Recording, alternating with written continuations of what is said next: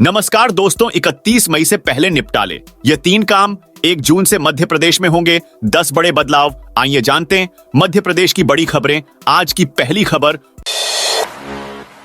मोहन यादव का सबसे बड़ा एक्शन। 31 जिलों में 66 नर्सिंग कॉलेजों को बंद करने का ऑर्डर। नर्सिंग घोटाले की वजह से एमपी सरकार की फजीहत हो रही है। इसके बाद मध्य प्रदेश के सीएम मोहन यादव ने बड़ा एक्शन लिया है। उन्होंने एक झटके में 31 जिलों से संचालित 66 नर्सिंग कॉलेजों को बंद करने के निर्देश दिए हैं। साथ ही हाईकोर्ट के निर्देश के अनुसार अधिकारियों को कार्रवाई के निर्देश दिए हैं। इन कॉलेजों में जिन छात्रों का दाखिला है उनका ध्यान रखा गया है। नियम के हिसाब से उनकी परीक्षा ली जाएगी। 31 मई से पहले आधार से लिंक कर लें पैन नंबर। इनकम टैक्स विभाग ने 31 मई से पहले पैन कार्ड को आधार से लिंक करना अनिवार्य कर दिया है। ऐसे में आप इस काम को जल्द से पूरा कर लें। आखिरी समय पर अगर आप इस काम को करने से चूक गए तो आपको भारी नुकसान उठाना पड़ सकता है। इस बात की जानकारी खुद इनकम टैक्स विभाग ने अपने आधिकारिक एक्स यानी ट्विटर हैंडल पर ट्वीट करते हुए दिया है।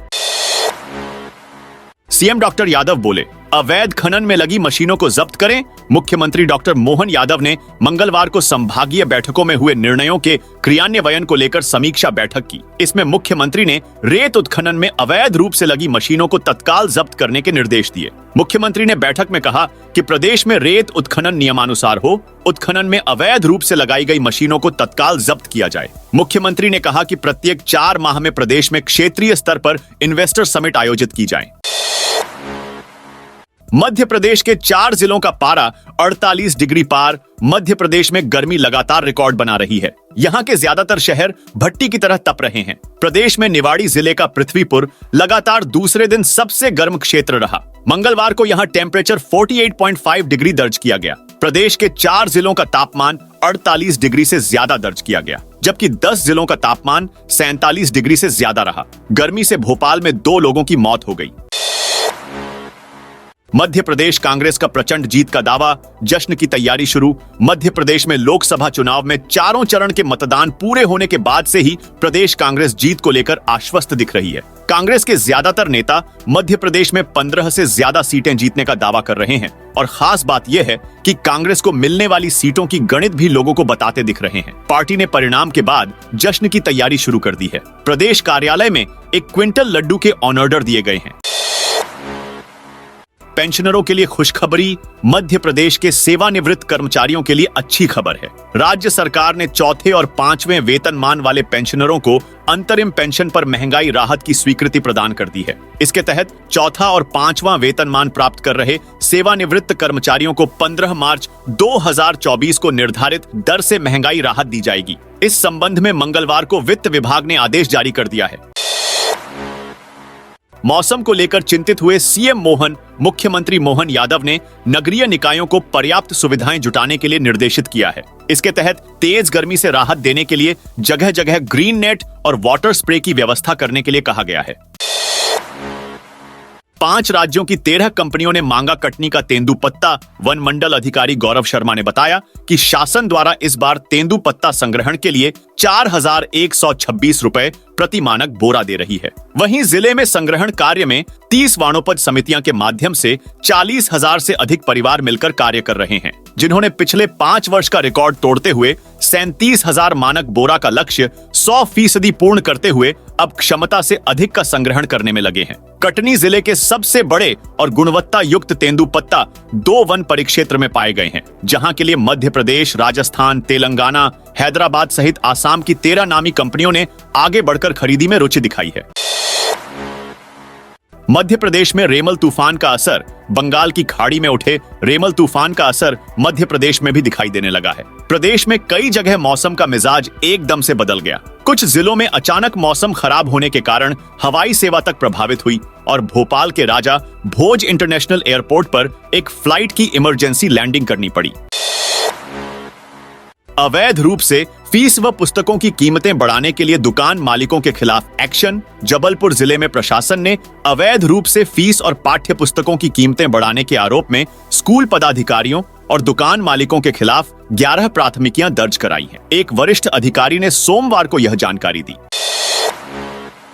बाबा महाकाल के भक्तों को मिलेगी गर्मी से राहत। उज्जैन में विश्व प्रसिद्ध श्री महाकालेश्वर मंदिर में वैसे तो दानदाता कई प्रकार का दान देते हैं, लेकिन भीषण गर्मी के दौरान बाबा महाकाल के एक भक्त ने श्रद्धालुओं को गर्मी से राहत देने के लिए 6 बड़े जंबो कूलर दान दिए हैं। राजवाड़ा में ओंटो और ई रिक्शा पर बैन। शहर के सबसे प्रमुख व्यापारिक क्षेत्र राजवाड़ा पर आज से 7 दिन के लिए ओंटो और ई रिक्शा के प्रवेश पर रोक लगा दी गई है। इसे अभी ट्रायल के रूप में लागू किया है। यदि ट्रैफिक व्यवस्था में सुधार दिखाई दिया तो इसे स्थायी व्यवस्था बना दिया जाएगा। इंदौर में गर्मी से पिघल गई सड़कें। इस बार की गर्मी ने लोगों का जीना मुश्किल कर दिया है। दोपहर 12 बजे के बाद लोगों का घर से निकलना बंद है। इंदौर में पारा लगातार 40 के पार चल रहा है। पिछले 2 दिन से राहत मिली है और पारा 41 पर रुका है। इससे पहले पारा लगातार 42 पार गया है। हवा भी बंद है और उमस भी अधिक है, जिससे डिहाइड्रेशन बहुत अधिक हो रहा है। इंदौर, ओंकारेश्वर और उज्जैन आने वाला पर्यटक भी बड़ी संख्या में बीमार हो रहे हैं। सीएम बोले, नमामि गंगे अभियान से जोड़े आमजन को 5 जून से प्रदेश में शुरू होगा। अभियान मुख्यमंत्री डॉक्टर मोहन यादव ने मंगलवार को मंत्रालय में एक बैठक में प्रदेश में 5 जून से प्रारंभ हो रहे नमामि गंगे अभियान की तैयारियों के संबंध में अब तक की गई तैयारियों की जानकारी प्राप्त की। मुख्यमंत्री डॉक्टर यादव ने कहा कि नमामि गंगे अभियान से आमजन को जोड़ा जाए। मुख्यमंत्री ने प्रदेश में जल स्रोतों के जीर्णोद्धार और जल संरक्षण के संबंध में वरिष्ठ अधिकारियों से चर्चा कर निर्देश दिए। मुख्यमंत्री ने पर्यावरण दिवस 5 जून से प्रारंभ हो रहे जल संरक्षण अभियान, जल सम्मेलन आयोजन, जल संरचनाओं के अतिक्रमण हटाने के अभियान और जल स्रोतों को उपयोगी बनाने के कार्यों के संबंध में विस्तार पूर्वक चर्चा की। धर्मस्थलों से लाउड स्पीकर हटाने पर शहर काजी ने ली आपत्ति। इंदौर के शहर काजी इशरत अली ने धर्मस्थलों से लाउड स्पीकर हटाने पर कलेक्टर आशीष सिंह से मुलाकात की है। शहर काजी इशरत अली ने इस पर आपत्ति ली और कहा कि सुप्रीम कोर्ट के आदेश में धर्मस्थलों से लाउड स्पीकर हटाने का ऐसा कोई जिक्र नहीं है।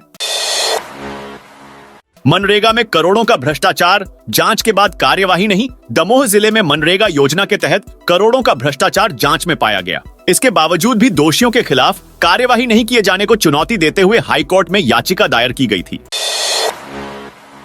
इंदौर में जज पर फेंकी जूतों की माला। आरोपी बोला, इंसाफ नहीं मिला इसलिए ऐसा किया। इंदौर जिला कोर्ट में सुनवाई के दौरान एक बुजुर्ग ने जज की तरफ जूतों की माला फेंक दी। यह टेबल पर गिरी। कोर्ट में मौजूद वकीलों ने तुरंत आरोपी को पकड़ा। उसे पुलिस के हवाले करने के बाद माला को टेबल से हटवाया। गर्मी को देखते हुए मतगणना स्थल पर एम्बुलेंस दवाइयां रखने के निर्देश। मुख्य निर्वाचन आयुक्त राजीव कुमार ने कहा कि मतगणना से जुड़ी सभी तैयारियां व जरूरी व्यवस्थाओं का समुचित प्रबंधन कर लें। मतगणना स्थल की सुरक्षा, मतगणना परिसर में प्रवेश, गर्मी को देखते हुए एम्बुलेंस, दवाइयां, फायर ब्रिगेड, मतगणना सूचनाओं का चक्रवार आदान प्रदान, स्ट्रांग रूम से मतगणना केंद्र तक ईवीएम को लाने ले जाने, पोस्टल बैलेट की गणना आदि सभी व्यवस्थाएं अपनी निगरानी में कराएं। पीएम जन मन आवास योजना के क्रियान्वयन में मध्य प्रदेश अव्वल। प्रदेश में शिवपुरी जिले में सर्वाधिक लगभग 1103 आवास पूर्ण किए हैं। शहडोल में 934, मंडला में 545 एवं उमरिया में 534 आवास पूर्ण किए गए हैं। शिवपुरी जिले में इस योजना में देश में सर्वप्रथम 1000 आवास पूर्ण किए गए हैं। महाकाल डेली दर्शन ग्रुप पर होगी एफआईआर। सोशल मीडिया पर महाकाल डेली दर्शन ग्रुप के पोस्ट को लेकर पुलिस एफआईआर दर्ज कर रही है। पोस्ट के जरिए बाबा महाकाल के भंडारे की गलत सूचना देकर क्यूआर कोड से चंदा उगाही की जा रही थी।